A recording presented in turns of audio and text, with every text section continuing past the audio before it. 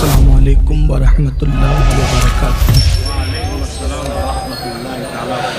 الحمد للہ رب العالمین والعاقبۃ للمتقین والصلاة والسلام علی سید الانبیاء والمرسلین وعلی آلہ واصحابہ الطیبین الطاہرین، اما بعد فاعوذ باللہ من الشیطان الرجیم، بسم اللہ الرحمن الرحیم۔ ان اکرمکم عند اللہ اتقاکم، صدق اللہ العظیم۔ غوث اعظم بمن بے سر و ساما مدد، قبلہ دین مدد، کعبہ ایمان مدد، انتظار کرم تست من عینی را، اے خدا جو وہ خدا بین و خدا دا مدد۔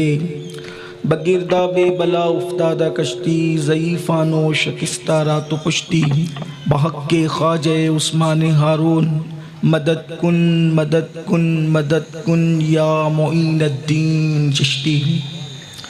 انتہائی احترام و عقیدت کے ساتھ اپنے اور ساری کائنات کے مرکز عقیدت، انیس بے کساں چارہ ساز درد منداں، ہم غریبوں کے غم گسار، ہم فقیروں کی ثروت، شہر یار ارم تاجدار حرم، نوبہار شفاعت، شب اسرا کے دولہا نوشے بزم جنت، دانائے سبل مولائے کل ختم الرسل، خسرو خوباں سیاح لامکاں وجہ کن فکاں، در اللہ المکنون سر اللہ المخزون، عالم ما کانا وما یکون، آب و گل انبیاء جان و دل اصفیاء، مطلع ہر سعادت مقطع ہر سیادت، خلاصہ کائنات فخر موجودات، حضور احمد مجتبی محمد مصطفیٰ، ارواحنا فدا صلی اللہ تعالی علیہ وآلہ وصحبہ وبارک وسلم کی بارگاہ بے کس پناہ میں جس طریقے سے پڑھاؤں بلند آواز سے میرے ساتھ مل کر پڑھیں۔ الصلاۃ والسلام علیک یا رسول اللہ وعلی آلک واصحابک یا نبی اللہ۔ الصلاۃ والسلام علیک یا حبیب اللہ وعلی آلک واصحابک یا نور اللہ، صلی اللہ تعالی علیہ وسلم۔ راہ پرخار ہے کیا ہونا ہے، پاؤں افگار ہے کیا ہونا ہے، تیرے بیمار کو میرے عیسیٰ غش لگاتار ہے کیا ہونا ہے، دور جانا ہے رہا دن تھوڑا کوچ تیار ہے کیا ہونا ہے، کل وہاں دید کا دن اور یہاں آنکھ بیکار ہے کیا ہونا ہے، سب سے چھپ کے کیے جس کے گناہ وہ خبردار ہے کیا ہونا ہے، کیوں رضا کڑتے ہو ہنستے اٹھو جب وہ غفار ہے کیا ہونا ہے۔ آج کی یہ محفل سواد اعظم اہل سنت و جماعت کی عالمگیر تحریک سنی دعوت اسلامی دھوراجی کے زیر اہتمام 25واں سالانہ سنی اجتماع کے موقع پر انعقاد پذیر ہے، اور مجھ سے پیشتر ہماری جماعت کے عظیم مفتی، محقق عصر، محقق مسائل جدیدہ، حضور سراج الفقہاء، استاذ العلماء حضرت علامہ مفتی نظام الدین صاحب قبلہ رضوی سے ہم نے آپ نے سب نے استفادہ کرنے کا شرف حاصل کیا ہے۔ اللہ تبارک و تعالی ہم سب کو اپنے بزرگوں سے اسی طرح سے علمی پیاس بجھانے کی سعادت عطا فرمائے۔ 11ویں شریف کا مہینہ ہے اور پوری دنیا کے اندر قطب الاقطاب غوث الاغواث سیدنا غوث اعظم شیخ عبد القادر جیلانی رضی اللہ تبارک و تعالی عنہ کی شان میں مناقب اور فضائل پڑھے جا رہے ہیں۔ اسی مناسبت سے قرآن مقدس کی ایک آیہ کریمہ کی تلاوت کرنے کا شرف حاصل کیا۔ اللہ تبارک و تعالی اس کے متعلق مجھے حق کہنے اور آپ سب کو حق سن کر اس پر عمل کرنے اور اسے عام کرنے کی توفیق عطا فرمائے۔ تقوی دنیا میں بھی عزت کا سبب ہے اور آخرت میں بھی نجات کا ذریعہ ہے۔ اللہ تبارک و تعالی قرآن مقدس میں ارشاد فرماتا ہے وَالْعَاقِبَةُ لِلْمُتَّقِينَ، اور آخرت تو متقیوں کے لیے ہے۔ انسان تقوی کے ذریعے سے وہ اجر حاصل کرتا ہے، وہ ثواب حاصل کرتا ہے جو بہت ساری عبادتوں کے ذریعے سے اسے ثواب نہیں مل پاتا، وہ تقوی کی وجہ سے ملتا ہے۔ آج ہم سب کی توجہ کثرت نوافل کی طرف ہے، لیکن بزرگوں کے نزدیک نوافل کی کثرت سے زیادہ گناہوں سے بچنے کی فضیلت ہے۔ اس لیے کہ جو نوافل کی کثرت کرے ہو سکے کہ وہ گناہ بھی کر سکتا ہے، لیکن جو گناہ سے بچے گا، گناہ سے بچنا ہی بہت بڑا ثواب ہے۔ اگر کوئی انسان نیکی کرتا ہے تو اللہ تبارک و تعالی اس کا 10 گنا اس کو عطا فرماتا ہے، اور اگر انسان گناہ سے بچتا ہے تو اللہ تبارک و تعالی اس کے لیے ارشاد فرماتا ہے وَلِمَنْ خَافَ مَقَامَ رَبِّهِ جَنَّتَانِ، جو اللہ کی بارگاہ میں کھڑے ہونے سے ڈر گیا، اللہ تبارک و تعالی اسے 2 جنتیں عطا فرمائے گا۔ سرکار غوث اعظم شیخ عبدالقادر جیلانی رضی اللہ تعالیٰ عنہ سے کسی نے پوچھا کمال تقوی کیا ہے؟ تو حضور غوث پاک رضی اللہ تعالیٰ عنہ ارشاد فرماتے ہیں اگر انسان اپنے اندر 10 چیزوں کو پیدا کر لے تو وہ تقوی کے کمال تک پہنچ جائے گا۔ سرکار غوث پاک رضی اللہ تعالیٰ عنہ اپنے خطاب میں فرماتے ہیں، اپنے ملفوظات میں فرماتے ہیں 10 چیزیں وہ ہے کہ اگر انسان اس کو اپنے اندر پیدا کر لے تو وہ کمال تقوی کو پہنچے گا، تقوی کے کمال کو پہنچے گا۔ اور فرمایا گیا کہ جو لوگ متقی ہیں، متقیوں کا حساب بہت ہلکا لیا جائے گا، متقیوں کا حساب قیامت کے دن بڑا ہلکا لیا جائے گا، ان کے حساب میں اللہ رب العزت آسانی پیدا فرمائے گا۔ سرکار غوث پاک رضی اللہ تعالیٰ عنہ فرماتے ہیں جو 10 چیزیں تقوی میں سے ہے، سب سے پہلی چیز کیا ہے جس میں ہم سب مبتلا ہیں؟ سرکار غوث پاک رضی اللہ تعالیٰ عنہ ارشاد فرماتے ہیں تقوی کی پہلی نشانی یہ ہے کہ انسان اپنی زبان کو غیبت سے محفوظ رکھے۔ تقوی کی پہلی نشانی، آپ غور کریں، غیبت سے اپنی زبان کی حفاظت کرنا۔ آج ہم بک بک کرتے رہتے ہیں، اور سب سے زیادہ اگر کوئی گناہ اس وقت دنیا میں ہو رہا ہے وہ غیبت ہے۔ حالانکہ یہاں تک فرمایا گیا الغیبت اشد من الزنا، کہ غیبت زنا سے بھی بدتر ہے۔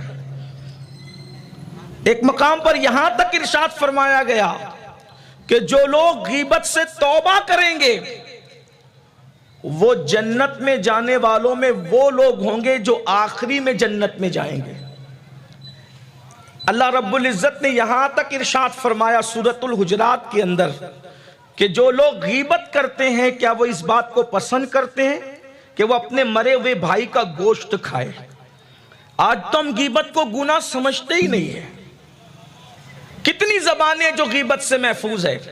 بہت سارے لوگ کہتے ہیں کہ یار میں نے عملیات کے اندر تاثیر پیدا کرنی ہے تو میں نے گوشت کھانا چھوڑ دیا۔ اچھی بات ہے، اگر آپ نے لذت نفس کا خاتمہ کرنے کی کوشش کی ہے تو بہت اچھی بات ہے، لیکن ایک چیز میں آپ سے پوچھتا ہوں، جب انسان اس بات کو پہنچ چکا ہے کہ گوشت کھانا چھوڑ کر وہ وظائف کے اندر تاثیر پیدا کر لے گا، عملیات کے اندر تاثیر پیدا کر لے گا، مجھے اس پر کوئی اعتراض نہیں، لیکن ایک بات پوچھتا ہوں، جانور کا گوشت کھانا چھوڑنے والوں یہ تو حلال ہے، آپ نے چھوڑا ہے کمال تقوی کے لیے، کیا آپ نے اپنے مرے ہوئے بھائی کا گوشت کھانا بھی ترک کیا ہے؟ آپ بتائیں۔ آج ہماری محفلوں کے اندر پہلے تو عورتیں غیبت کرتی تھی، اب مرد بھی غیبت کے اندر مبتلا ہو گئے۔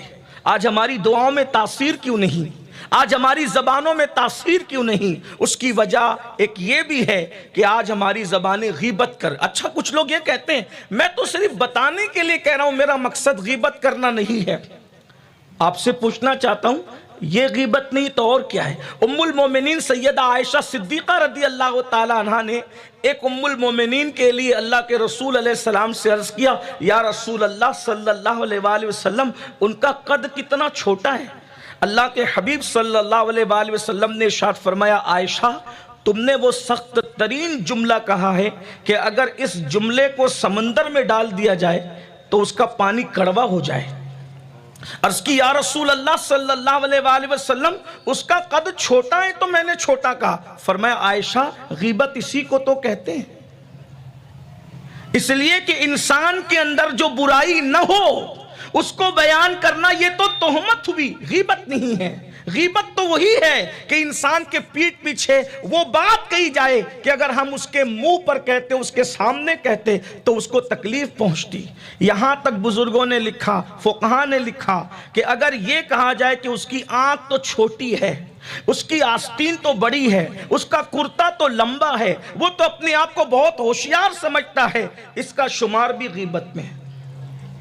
اور جو غیبت کرتا ہے کیا وہ یہ پسند کرتا ہے کہ اپنے مرے ہوئے بھائی کا گوشت کھائے؟ اللہ کے رسول صلی اللہ علیہ وآلہ وسلم ارشاد فرماتے ہیں، معراج کی شب میں نے جہنم کا مشاہدہ کیا تو میں نے دیکھا کہ کچھ لوگ ہیں جن کے ناخون لوہے کے ہیں اور وہ اپنے لوہے کے ناخون سے اپنے سینے کو جو ہے وہ نوچتے ہیں.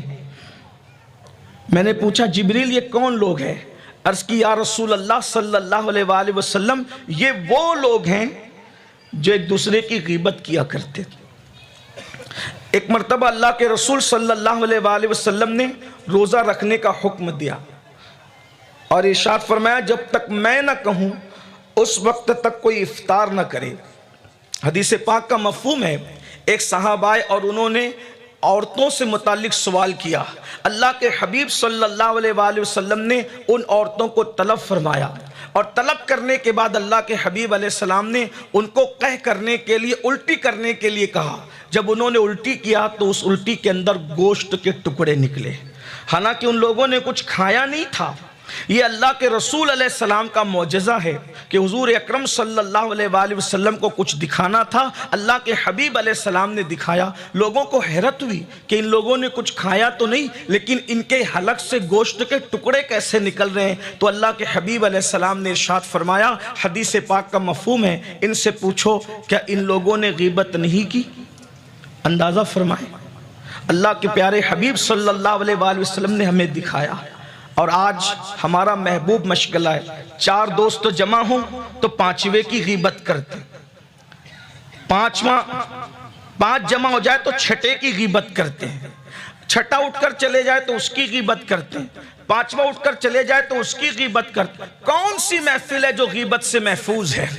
آج غیبت غیبت غیبت، بلکہ یوں کہوں شیطان نے ہمارے افکار کو اتنا اغوا کر لیا ہے کہ جو آوارہ قسم کے لوگ ہیں، جو گناہوں کے اندر مبتلا ہیں، جو برائیوں کے اندر مبتلا ہیں، ان کا حال یہ ہے کہ وہ زنا کر رہے ہیں، وہ برائیاں کر رہے ہیں، وہ فلمیں دیکھ رہے ہیں. اور ہم 5 وقت کے نمازی ہو کر ہر سال حج کو جانے والے، ہر سال عمرہ کو جانے والے، چہروں پر داڑیاں سجانے والے، ہمارا حال یہ ہو گیا کہ وہ جرائم کر کے مبتلا ہے پاپ کے اندر اور گناہوں کے اندر، اور ہم لوگ نیکیاں کر کے غیبت کر رہے ہیں. بلکہ یہاں تک فرمایا غیبت کرنے والا جب کسی کی غیبت کرتا ہے تو وہ اپنی نیکیوں کو اس کے نامہ اعمال میں منتقل کرتا ہے اور اس کے گناہوں کو وہ اپنے نامہ اعمال میں منتقل کرتا ہے. سیدنا امام حسن بصری رضی اللہ تبارک و تعالیٰ عنہ ارشاد فرماتے ہیں کہ اگر میں کسی کی غیبت کرتا، اگر کرتا تو اپنے ماں باپ کی غیبت کرتا. اس کی وجہ یہ ہے کہ جب کوئی غیبت کسی کی کرتا ہے تو وہ اپنی نیکیاں اس کے نامہ اعمال میں جو ہے وہ منتقل کرتا ہے. تو اگر میں اپنی نیکیاں کسی کے نامہ اعمال میں منتقل کرتا تو اپنے ماں باپ کے نامہ اعمال میں منتقل کرتا. مگر چونکہ یہ حرام ہے، غیبت کرنا حرام قرار دیا گیا ہے. میرے پیارے آقا صلی اللہ علیہ وآلہ وسلم کے پیارے دیوانوں، آج فکر یہ بن چکی ہے، آج سوچ یہ بن چکی ہے، آج نظریات یہ بن چکے ہیں. اتنی مرتبہ یہ وظیفہ کرو، اتنی مرتبہ یہ کرو، اتنی مرتبہ یہ کرو، اتنی مرتبہ یہ کرو، اور ہم سے بڑا متقی کوئی نہیں۔ جبکہ سرکار غوث پاک رضی اللہ تعالیٰ عنہ تقوی کا پہلا زینہ غیبت کے ترک کو قرار دے رہے ہیں، زبان کی حفاظت کو قرار دے رہے ہیں۔ تھوڑی دیر ذرا غور تو کریں، اے سنی اجتماع میں آنے والوں، سرکار غوثیت ماپ کا نعرہ لگانے والوں، سرکار غوث پاک کی عظمت پر جان و دل فدا کرنے والوں، سرکار غوثیت ماپ کو اپنا پیر سمجھنے والوں، مجھے بتاؤ کیا آج ہماری زندگیوں کے اندر غیبت نہیں ہے؟ کیا آج ہماری زندگیوں کے اندر کسی کی برائی نہیں ہے؟ حد تو یہ ہے روزے میں بھی غیبت ہو رہی ہے۔ میں نے تو لوگوں کو حالت احرام میں منا، مزدلفہ اور عرفات میں بھی غیبت کرتے ہوئے دیکھا ہے۔ میرے پیارے آقا صلی اللہ علیہ وآلہ وسلم کے پیارے دیوانوں، تو تقوی کا پہلا زینہ غیبت سے بچنا، اپنی زبان کی حفاظت کرنا، اور دوسری چیز سرکار غوثیت مآب رضی اللہ تعالیٰ عنہ کمال تقوی کے لیے ارشاد فرماتے ہیں بدگمانی سے محفوظ رہو۔ اگر آج بدگمانی سے ہم محفوظ رہیں تو مسلمانوں کے درمیان سے 90% جھگڑا یوں ہی ختم ہو جائے۔ لوگ ایک دوسرے سے بدگمان ہیں، حسن ظن تو باقی رہ ہی نہیں گیا۔ کیا دنیا دار، کیا دیندار، بدگمانی بدگمانی۔ اگر دو لوگ سرگوشی کر رہے ہوں تو تیسرا سمجھتا ہے کہ میرے ہی لیے کچھ ہو رہا ہے۔ اگر کسی کو دیکھ کر کوئی مسکرا دے تو لوگ سمجھتے کہ مجھ پہ تنزن یہ مسکرا رہا ہے۔ یہ بدگمانیوں کا حال ہے۔ آئیے میں آپ کو بتاؤں، بدگمانی سے خود بھی بچو، اور اپنے آپ سے دوسرے لوگ اگر بدگمان ہونے کا خطرہ ہو تو خود ہی وضاحت کر دیا کرو تاکہ لوگ بدگمان نہ ہو۔ اور ایسے کاموں سے بھی بچو جس سے لوگوں کے اندر بدگمانیاں پیدا ہو۔ روایتوں میں آتا ہے کہ ایک مرتبہ اللہ کے رسول صلی اللہ علیہ وآلہ وسلم مسجد نبوی شریف کے اندر معتکف تھے۔ امہات المومنین میں سے ایک ام المومنین اللہ کے رسول علیہ السلام سے ملاقات کے لیے آئیں۔ سحری کا وقت تھا، اندھیرا تھا۔ وہ حضور علیہ الصلوۃ والتسلیم سے مسجد کے باہر کھڑے ہو کر گفتگو فرما رہی تھی، اور اللہ کے رسول علیہ السلام مسجد کے اندر موجود تھے۔ صحابہ کرام میں سے چند لوگ سحری کے بعد ٹہل رہے تھے۔ ان لوگوں نے دیکھا اللہ کے رسول کا چہرہ اندھیرے میں بھی چمکتا تھا۔ حضور علیہ السلام کا چمکتا چہرہ دیکھ کر پہچان گئے کہ یہ اللہ کے رسول ہے، لیکن جو خاتون موجود ہے اس کو کوئی پہچان نہ سکا کہ یہ کون ہے۔ اس کی وجہ یہ تھی کہ اس دور میں خواتین چادر بہت بڑی لیا کرتی تھی، اور چادر وہ اس طریقے سے اوڑھتی تھی کہ دبلی ہے یا پتلی یہ بھی پتہ نہیں چلتا تھا۔ موٹی موٹی چادریں ہوتی تھی، بھدے رنگ ہوتے تھے، بلکہ ان کی چادریں بھی خوبصورت نہیں ہوتی تھی۔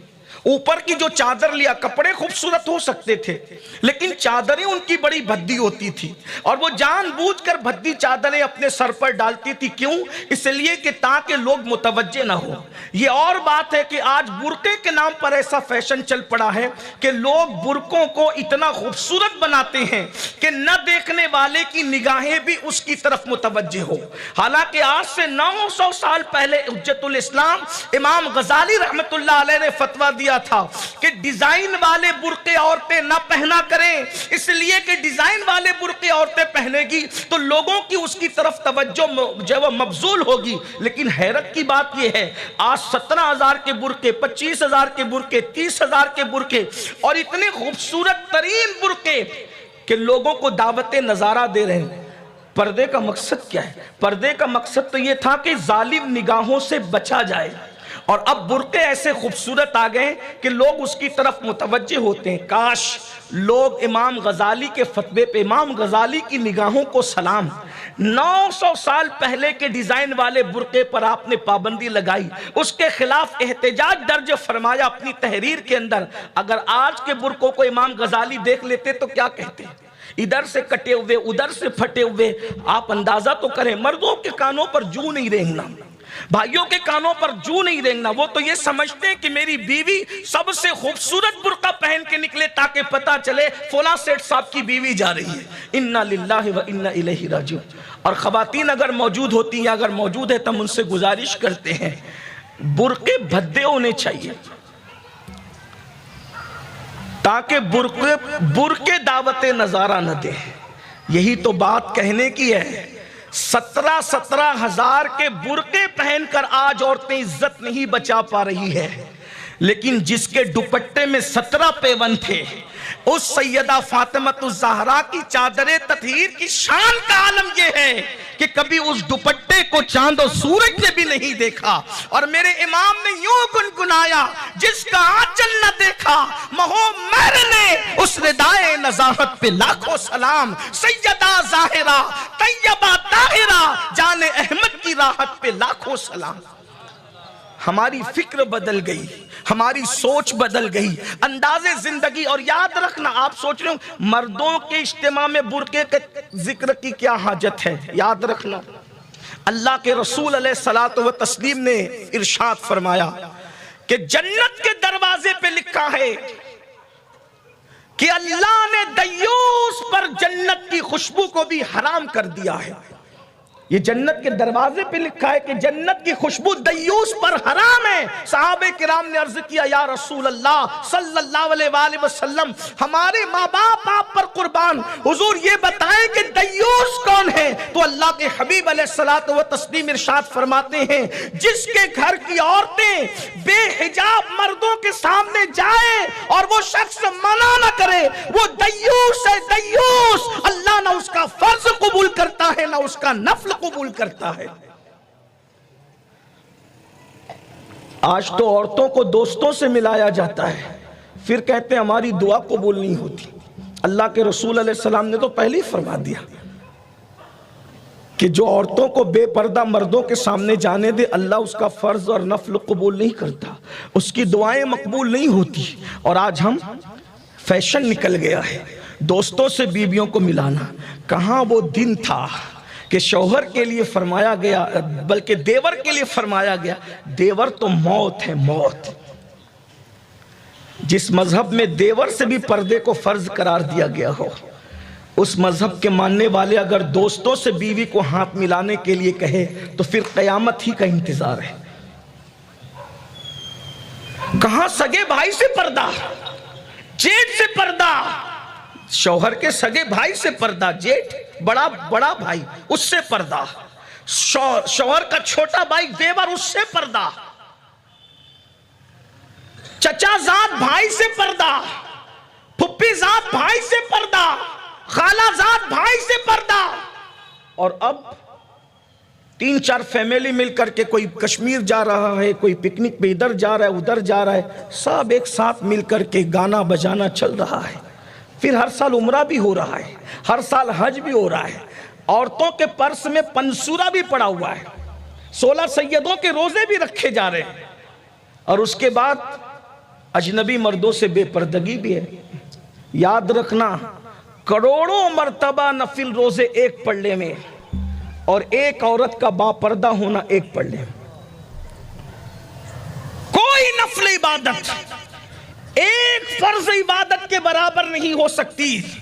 خواجہ نصیر الدین نصیر ملت بدین خواجہ چراغ دہلوی فرماتے ہیں، 70 سال غار میں بیٹھ کر کے عبادت کرنا ایک طرف ہے اور فجر کی نماز کی 2 رکعت ایک طرف ہے، دونوں کی برابری نہیں ہے. یعنی فرضیت اور نفل کا مقابلہ ہی کچھ نہیں ہے.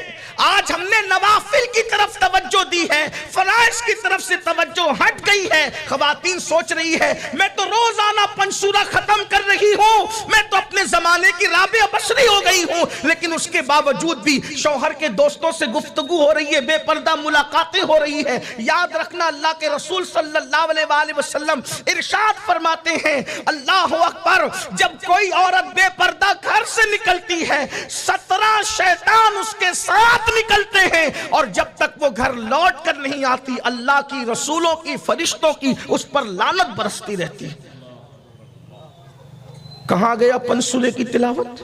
میں یہ نہیں کہہ رہا کہ نہ کرو، لیکن نفل ہے. بزرگوں نے فرمایا شیطان کا یہ مکر ہے کہ فرائض سے ہٹا کر انسان کو نوافل میں الجھا دیتا ہے. اسی لیے ہمارے بزرگوں نے پہلے نمبر پر فرائض کو رکھا، اور ہمارے مذہب میں برقع فرض ہے. بہرحال بات دور نکل گئی. عرض کر رہا تھا کہ ام المومنین نے ایک چادر اوڑھ رکھی تھی اور اللہ کے رسول علیہ السلام کا چہرہ دور سے چمک رہا تھا. ویسے حضور علیہ السلام کے چہرے کی چمک اگر بیان کی جائے تو پوری گفتگو اس پر ہو اور وقت نامکمل رہ جائے، وقت ختم ہو جائے. اس لیے کہ ان کے چہرے کی چمک کا اندازہ کون لگا سکتا ہے. ہمارے بزرگوں نے لکھا، امام علی رضا، ابن امام موسیٰ کاظم، ابن امام جعفر صادق، ابن امام محمد باقر، ابن امام حسین، ابن امام علی، زوج فاطمہ الزہرا بنت محمد الرسول اللہ. امام علی رضا کا چہرہ اتنا چمکدار تھا کہ جب آپ بغداد کی سرزمین پر اپنے گھر سے نکلتے تھے تو چہرے پر نقاب ڈال کر نکلتے، اور کافر آپ کا چہرہ دیکھ کر مسلمان ہوتا. غور کریں، جب علی کا رضا اتنا خوبصورت ہے، جب علی کا رضا اتنا خوبصورت ہے تو سید الانبیاء مصطفیٰ جان رحمت کے حسن کا عالم کیا ہوگا. اسی کو تو میرے امام نے کہا ہے، وہ کمال حسن حضور ہے کہ گمان نقص جہاں نہیں، یہی پھول خار سے دور ہے، یہی شمع ہے کہ دھواں نہیں. میں نثار تیرے کلام پر ملی یوں تو کس کو زبان نہیں. وہ سخن ہے جس میں سخن نہ ہو، وہ بیان ہے جس کا بیان نہیں. فصحا عرب کے بڑے بڑے تیرے آگے یوں ہے دبے لچے، کوئی جانے منہ میں زبان نہیں بلکہ جسم میں جان نہیں. ایک مقام پر حضور کے لبوں کی تعریف کرتے ہوئے کہتے ہیں، وہ گل ہے لبہائے نازک ان کے، ہزار جھڑتے ہیں پھول جن سے. وہ گل ہے لبہائے نازک ان کے، ہزار جھڑتے ہیں پھول جن سے. یہ امام اہل سنت کے کلام کی ندرت ہے. پھول سے پنکھڑیاں تو جھڑا کرتی ہے، پھول سے کبھی پھول نہیں جھڑا کرتے.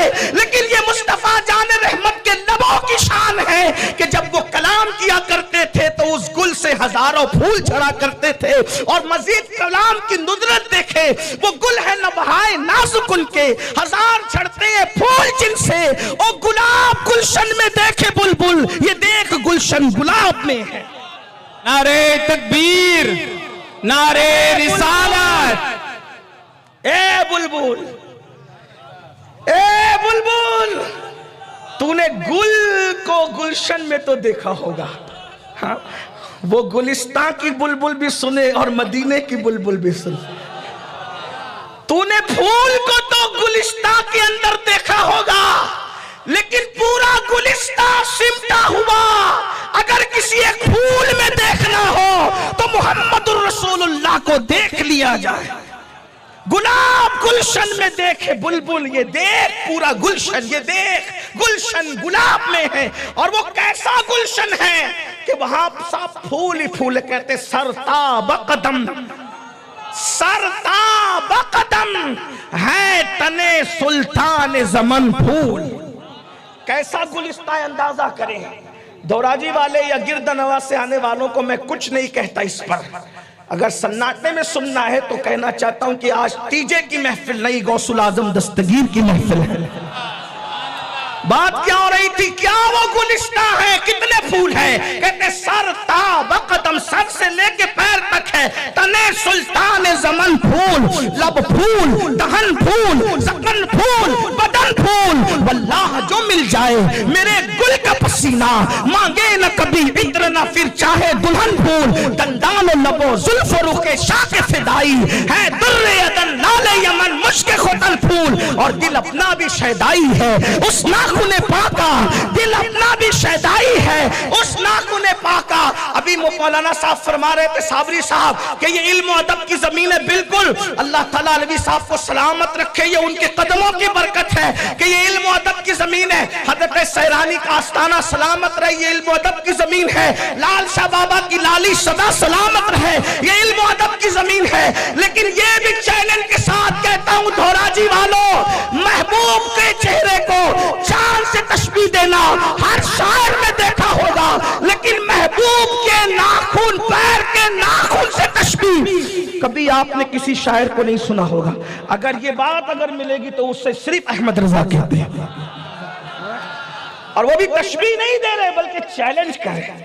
محبوب کے چہرے کو چاند سے تشبیہ دی گئی لیکن چیلنج نہیں کیا گیا، کیونکہ کسی کا محبوب تھا ایسا نہیں.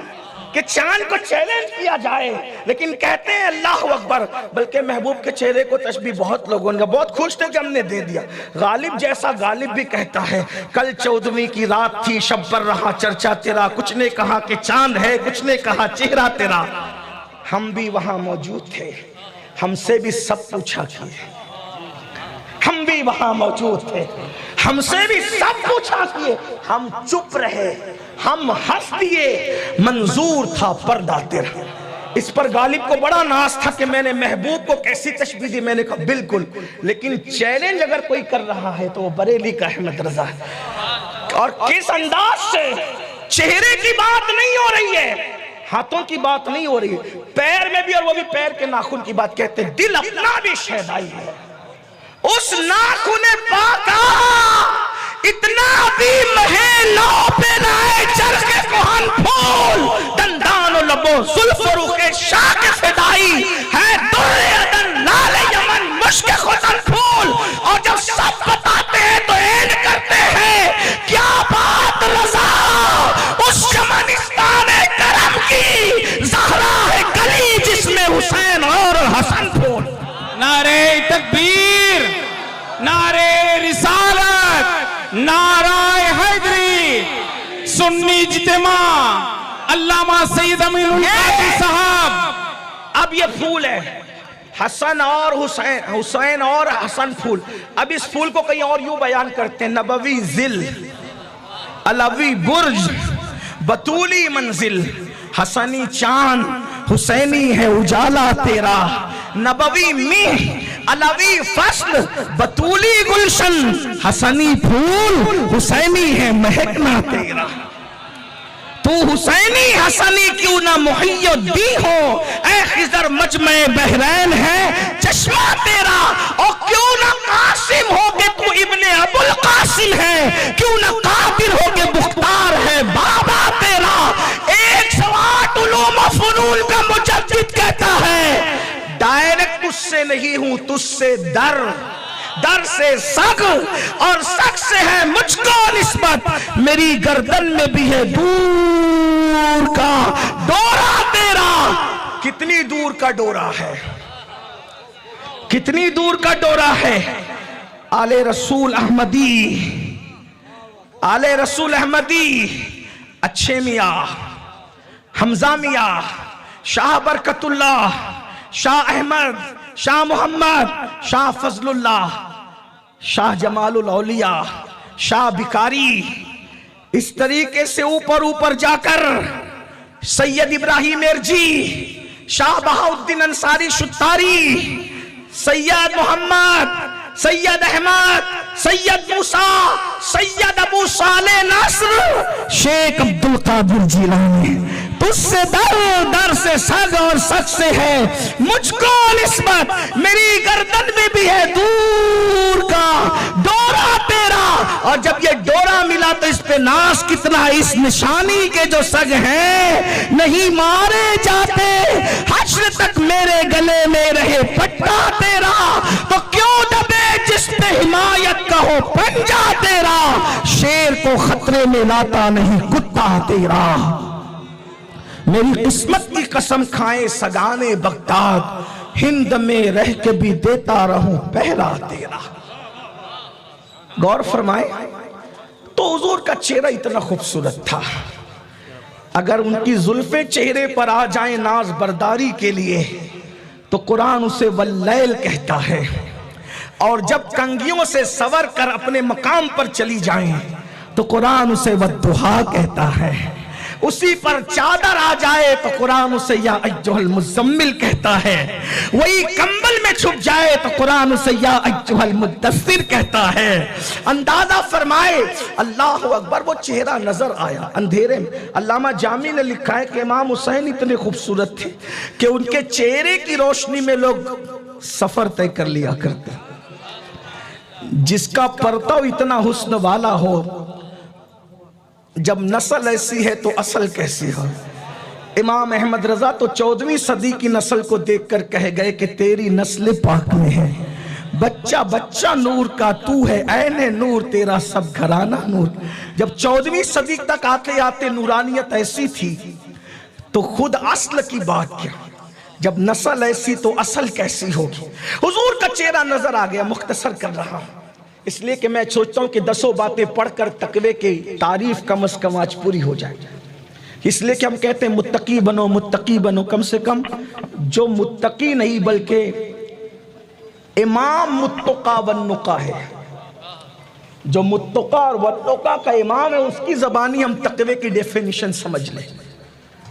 حضور کا چہرہ نظر آ گیا، چمک رہا تھا، اور ویسے حضور کا چہرہ دھوپ میں بھی چمکتا تھا۔ مولائے کائنات کہتے ہیں اگر سورج کے سامنے کھڑے ہوتے تو ایسا لگتا تھا جیسے سورج ان کے رخسار میں تیر رہا ہے، اور اگر چاند کے سامنے کھڑے ہوتے تو یوں لگتا تھا چاند ان کے رخسار میں تیر رہا ہے۔ بلکہ ایک بات یاد آ گئی، لوگوں کو شعر شاعری سے بڑی نفرت ہوگی آج کل، گانے کی شاعری پر کوئی فتویٰ نہیں ہے، نعت کی شاعری پہ کہتے ہیں یہ کدھر سے لائے۔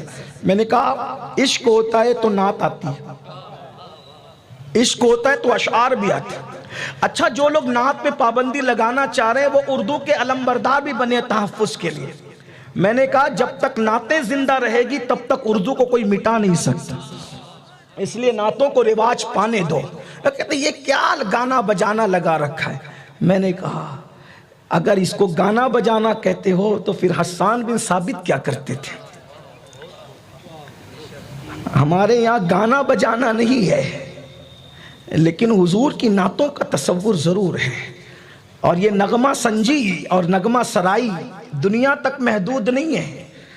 اٹھا کر فقیہ ابواللہ سمرقندی کی قرۃ العیون پڑھ لو، یہ جنت میں بھی ہے۔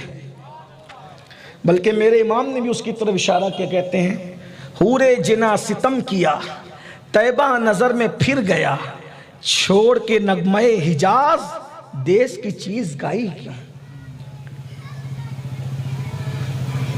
یاد وطن ستم کیا، یاد وطن ستم کیا، دشت حرم سے لائی کیوں، بیٹھے بٹھائے بد نصیب سر پہ بلا اٹھائی کیوں۔ تو اللہ کے رسول صلی اللہ علیہ وآلہ وسلم کی نعت پر آج لوگوں کو اعتراض ہے، بلکہ میں تو یہ کہتا ہوں جس دن نعت عام ہو جائے گی، واقعتاً عام ہو جائے گی، اس دن لوگوں کی زبانوں سے گانے ختم ہو جائیں گے۔ اور ہم دیکھ رہے ہیں الحمدللہ، اللہ ہمارے بھائی بلبل باغ مدینہ کو سلامت رکھے اور ان جیسے مخلص نعت خانوں کو سلامت رکھے۔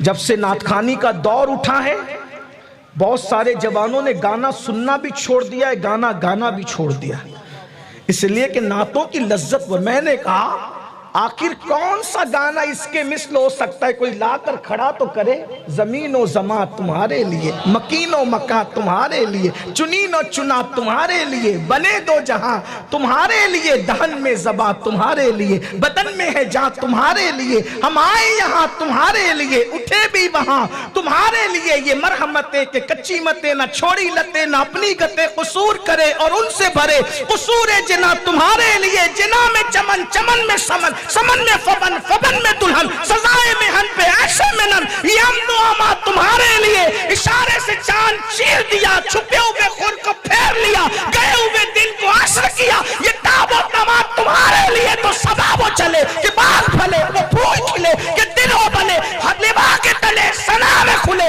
ہماری زبان تمہارے لیے۔ کوئی بتا سکتا ہے کوئی گانا 1960 سے لے کر آج تک جب سے لوگوں نے گانا شروع کیا ہے؟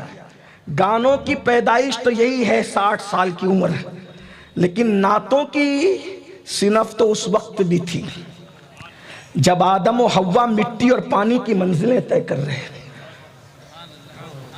اس کے ذمہ دار ہم ہیں کہ ابھی آدم و حوا مٹی اور پانی کے بیچ تھے۔ حضور تاج الشریعہ نے یہ عقدے سے پردہ اٹھایا، آب و گل میں نور کی پہلی کرن۔ یہ 1960 والے گانے والے نچنیے کیا جانے صنف نعت کی عظمت کو۔ یہ 1960 والے ہیں اور وہ 1857 والے ہیں جن کو نعتوں پر اعتراض ہے، لیکن نہ ہم 1960 والے نہ 1857 والے، ہمارے تار اور کڑیاں تو صفہ کے چبوترے سے جڑی ہوئی ہیں۔ وہ ہمارے مسلک کا علمبردار تھا جسے دنیا حسان بن ثابت کہتی تھی، جو خود منبر پہ کھڑے ہو کے لات پڑھتا تھا اور آمنہ کا لال زمین پر بیٹھ کر اس کی عزت افزائی کر کے یوں کہتا تھا، اللہم اجد الحسان بروح القدس، اے اللہ حسان کی جبریل کے ذریعے سے مدد فرما۔ نعت تو نعت ہے پھر، اور نعت ہر دور میں پڑھی گئی۔ حضرت حسان نے پڑھی، صدیق اکبر نے پڑھی، فاروق اعظم نے پڑھی، مولا علی نے پڑھی، سیدہ فاطمہ نے پڑھی، امام حسن نے پڑھی۔ کربلا میں ماتم کا ثبوت تو نہیں ملتا، کربلا میں نعت کا ثبوت ضرور ملتا۔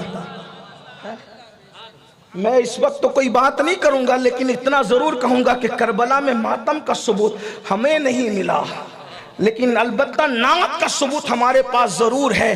جب کربلا میں سب لٹ گیا تھا تو سید سجاد عابد بیمار، کربلا کا عینی شاہد، وہ مظلوم جسے بیماری میں بھی ہاتھوں میں کڑیاں اور پیروں میں زنجیریں پہنائی گئی تھی۔ نصیر آخر عدابت کے بھی کچھ آداب ہوتے ہیں، کسی بیمار کو زنجیر پہنائی نہیں جاتی، تماچے مار لو، خیمے جلا لو، قید میں رکھ لو۔ علی کے گل رخوں سے بوئے زہرائی نہیں جاتی۔ تماچے مارے جا رہے تھے، زنجیریں ڈالی جا رہی تھی، لیکن اس وقت بھی زبان پہ نعت تھی، ان التیا ریح الصبا یوما الى ارض الحرم بلغ سلامی رودتن فیہا النبی المحترم۔ پتا چلا خوشی میں نعت پڑھو تو خوشیاں بڑھ جاتی ہے، اور غم میں نعت پڑھو تو غم کے بادل چھٹ جاتے ہیں۔ کیوں نہ ہو کہ ان کے نثار کوئی کیسے ہی رنج میں ہو، جب یاد آ گئے ہیں سب غم بھلا۔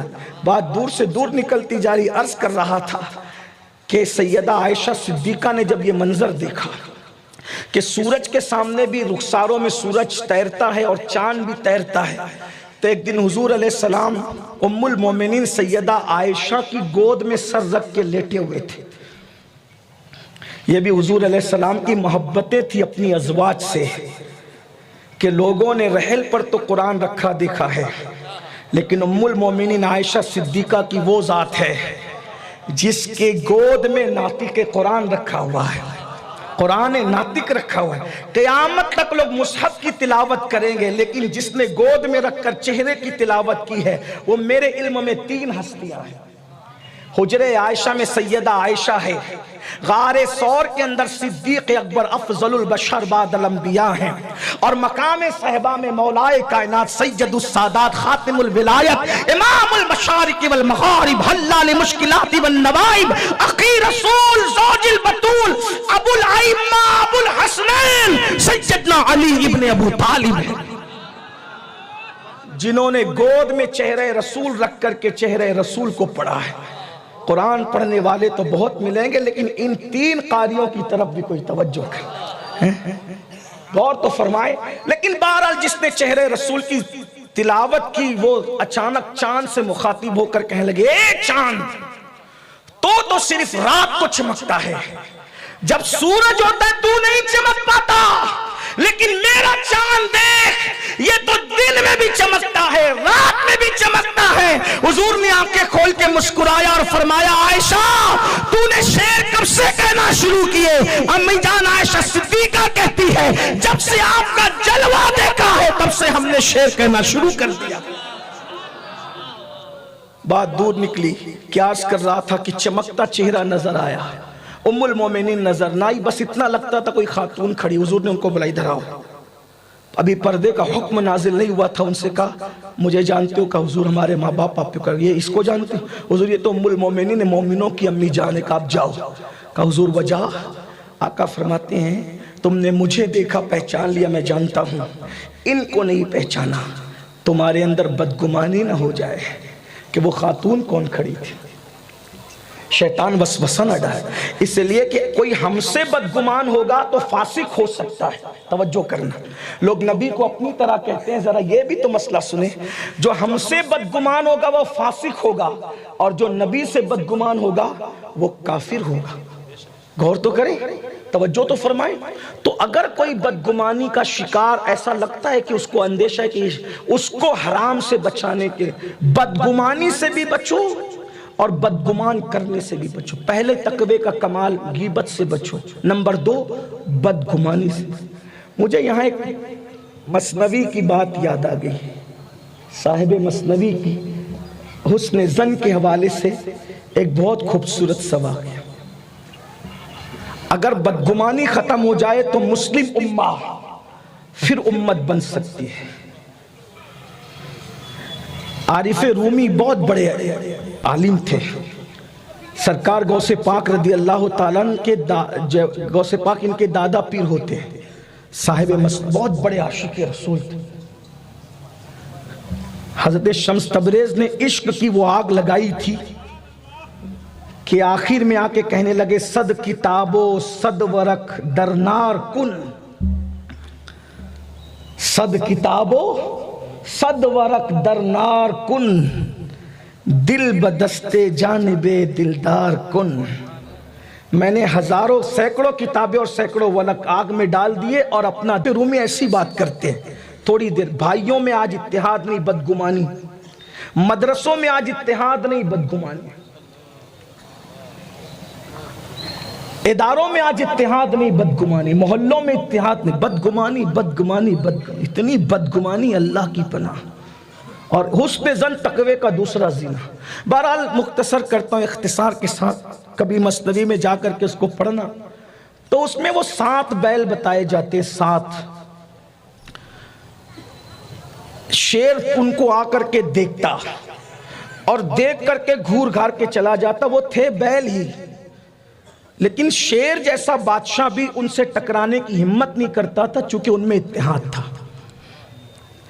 ایک دن ایسی وہ گھور گھار کے غصے میں جا رہا تھا, کچھ کر نہیں سکتا تھا, تو اس کو لومڑی ملی, مکار لومڑی, اور اس نے کہا بادشاہ سلامت کدھر کا ارادہ؟ غصے میں دکھتے. کہا وہ ساتوں ایک ساتھ رہتے, ہلتے ڈلتے نہیں, ہتتے ہی نہیں. کہا بس, کہا اگر یہ ایک دوسرے سے جدا ہو جائے تو میں ان کو شکار کروں, میرا بھی بھلا ہو تیرا بھی بھلا ہو. کہا میں جانتی ہوں کرنا کیا ہے. اس نے کہا آسان بات ہے, ان کو جدا کرنے کے لیے ان میں بدگمانی پیدا کرنا ہے. لومڑی گئی, ایک کو بلایا اکیلے اور اس کے اپنا منہ اس کے کان کی طرف رکھ کر کے کچھ ایسے بس منہ ہلا دیا. منہ ہلانا تھا.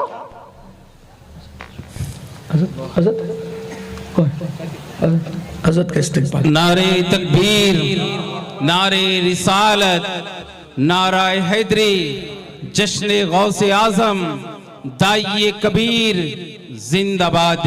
سنی دعوت اسلامی, سرکار کی غلامی.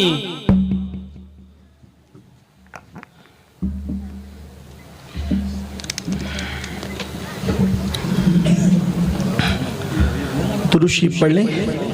اللہ رب محمد صلی اللہ علیہ وسلم نحن عباد محمد صلی اللہ علیہ وسلم صلاۃ و سلام علیک یا جد الحسن والحسین وعلی آلک و اصحابک یا جد الغوث الثقلین. حضرت ہمارے قائد, ہمارے امیر تشریف لا چکے ہیں اور اصل میں یہ وقت حضرت ہی کا ہے کیونکہ بارش کی وجہ سے محفل ہی تاخیر سے شروع ہوئی. میں کچھ بات کرنے کی بجائے اپنی بات کو 1 منٹ میں سمیٹتا ہوں. میں 200 چیزیں ایک ساتھ پڑھ دیتا ہوں, اس کی کوئی تشریح کی ابھی حاجت نہیں ہے. نمبر 1 غیبت, نمبر 2 بدگمانی سے بچنا, نمبر 3 کسی قوم کا مذاق نہ اڑانا. مذاق کر سکتے ہیں, مذاق اڑا نہیں سکتے, بلکہ مذاق کرنا تو صحابہ کی بھی سنت ہے اور مزاح کرنا اپنی شان کے مطابق یہ تو اللہ کے رسول صلی اللہ علیہ وآلہ وسلم سے بھی ثابت ہے. مذاق کرنے اور مذاق اڑانے میں فرق ہے. یہ مذاق اس کو کہتے ہیں کرنا, آپ بھی ہنس دے وہ بھی ہنس دے, دونوں کا دل خوش ہو جائے. لیکن مذاق اڑانا اس کو کہتے ہیں کہ کسی کے ساتھ ایسا مذاق کرنا کہ اس کا دل دکھ جائے, وہ حقیر ثابت ہو, وہ ذلیل ہو جائے. مذاق اڑانا حرام ہے. تو غیبت, بدگمانی, کسی کا مذاق نہ اڑانا. چوتھی بات, آنکھوں کو جن چیزوں کو اللہ نے حرام کیا اس سے بچانا. 5ویں بات, سچ بولنا. 6ٹھی بات,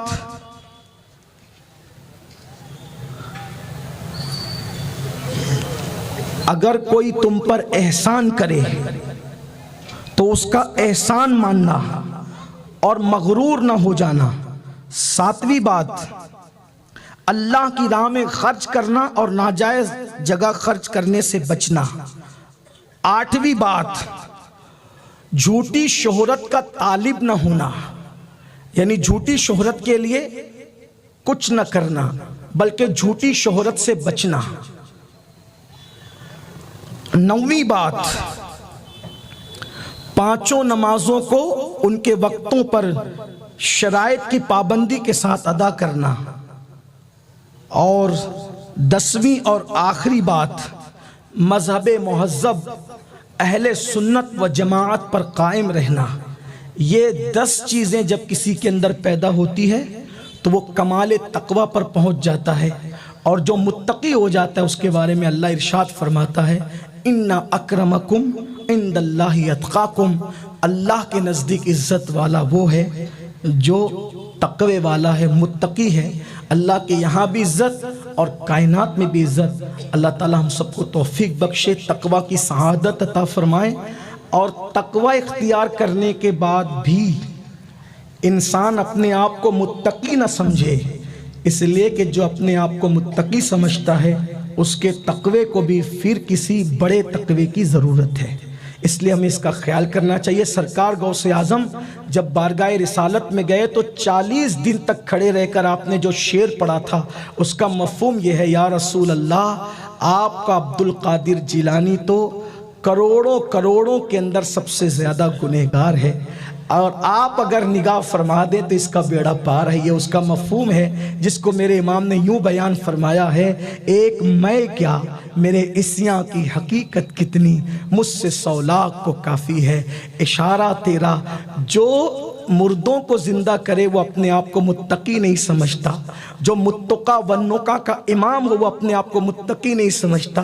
ہم 5 وقت کی نماز پڑھ کے داڑھی کیا رکھ لیتے ہیں اور عمرہ اور حج کی سعادت کیا مل جاتی ہے، ہم تو زمین پر بیٹھنے کو بھی اپنے آپ کی بے عزتی سمجھتے ہیں۔ کاش ہم تقوی کے صحیح معنی کو پہچانتے، تقوی کے صحیح مفہوم کو پہچانتے اور صحیح معنی میں متقی بننے کی کوشش کرتے۔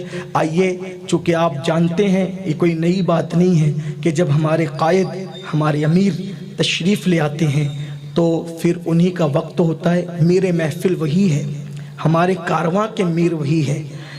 پوری دنیا میں سنی دعوت اسلامی کے حوالے سے جو بھی کام ہو رہا ہے اور انشاءاللہ قیامت تک ہوتا رہے گا، اولین ان سارے کاموں کا صحرا اگر کسی کے سر بندھے گا تو وہ ذات ہے عطائے حضور مفتی اعظم کی ذات، وہ ذات ہے حضور امیر سنی دعوت اسلامی کی ذات۔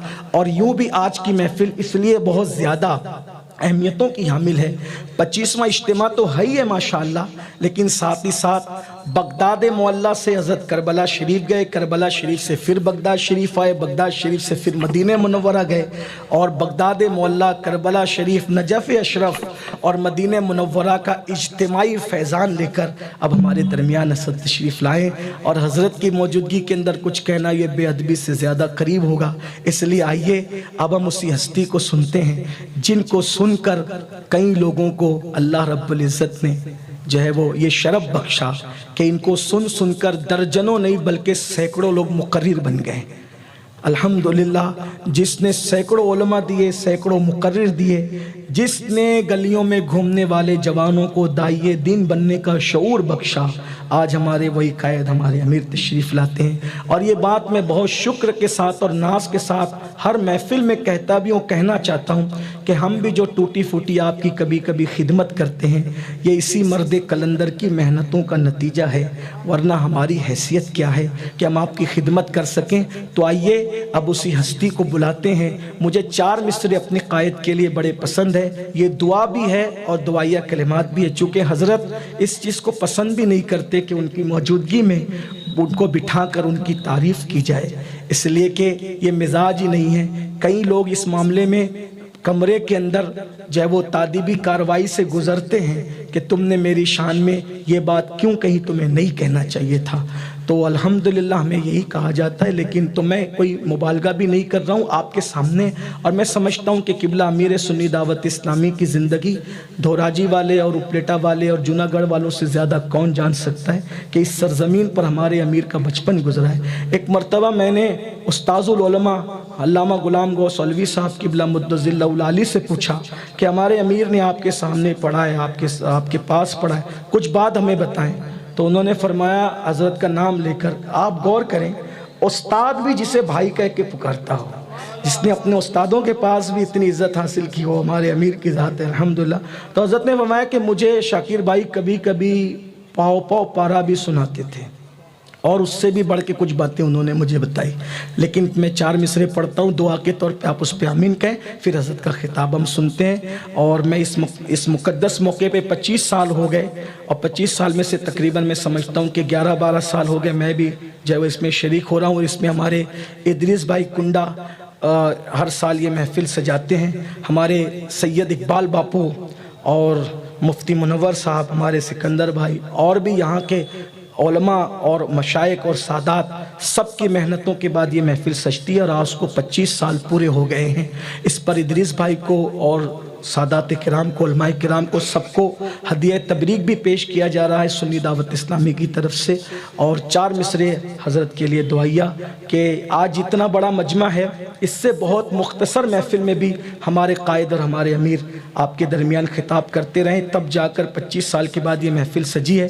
حالانکہ موسم اس بات کی اجازت نہیں دے رہا تھا کہ 25واں جشن میدان میں منایا جائے، لیکن آخرکار یہاں کے عاشقوں کے سامنے موسم نے بھی جو ہے وہ اپنے جب وہ کھلے دل کا اظہار کر کے وہ بھی کھل گیا ہے الحمدللہ۔ اور ہم 25ویں محفل کو حضرت سیرانی بابا رحمت اللہ علیہ کے قدموں میں بیٹھ کر کے سجائے ہوئے ہیں، اللہ تعالیٰ اس کو قبول کریں۔ 4 مصرے تو میرے عہد کی تصویر ہے میرے قائد، تو میرے عہد کی تصویر اس لیے کہتے ہیں کہ ہم لوگ یا دوسرے مفکرین ہندوستان کے 4 مہینے کے بعد، 6 مہینے کے بعد، 5 سال کے بعد جا کر جو گفتگو کرتے ہیں، ہم اس کو حضرت سے کمرے میں پہلے ہی سن چکے ہوتے ہیں۔ یعنی کہ اللہ تعالیٰ نے حضور مفتی اعظم کی نسبتوں کے صدقے وہ نظر عطا کی ہے مفکرانہ کہ حالات کو کتنی جلدی محسوس فرماتے ہیں۔ تو میرے عہد کی تصویر ہے میرے قائد، افق پہ لکھی ہے حکایتیں تیری، اور غبار شہر پیمبر کی سر پہ چادر ہے، فلک کو چھونے لگی ہے یہ عظمتیں تیری۔ آؤ استقبال کر لیں نعرہ تکبیر سے، لرزہ برندام ہے باطل اسی شمشیر سے، تو کسی کی جے وجے ہم کیوں پکارے، کیا غرض ہم کو، ہمیں کافی ہے سید اپنا نعرہ، نعرہ رسالت۔